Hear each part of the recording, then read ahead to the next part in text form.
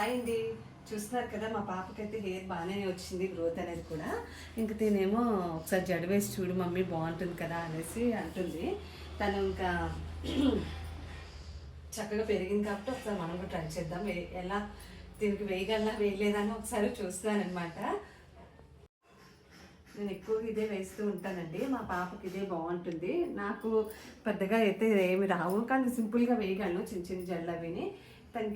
దీనికి ఇలాగే బాగుంటుంది. ఈ హెయిర్ స్టైల్ బాగుంటుంది, బాగా సూట్ అవుతుంది అనమాట. అందుకే ఒకసారి ట్రైల్ వేస్తున్నాను.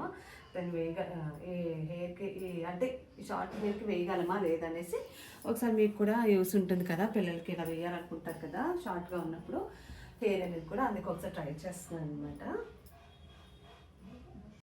ఇదిగోండి సైడ్ని ఇలా ఎక్కువగా ఈ హెయిర్ స్టైలే పాపకు వేస్తూ ఉంటాను. సైడ్ని మనము ఫ్లవర్స్ పెట్టుకుంటాం కదా, అది పెడుతున్నానండి. అంటే షార్ట్ హెయిర్కి జారిపోకుండా ఉంటుంది. ఇదైతే టిక్సే పెడతాను ఎక్కువగా మ్యాక్సిమం. కాకపోతే ఇప్పుడు షార్ట్ కాబట్టి మనకి ఇవి కదలకుండా స్టిక్ అయి ఉంటుంది. ఇలా ఒక రెండు పెట్టేసుకుంటే సరిపోతుందండి.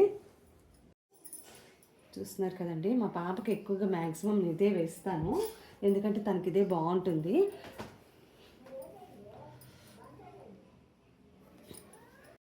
ఇదిగోండి చూస్తున్నారు కదా ఎంత బాగుందో.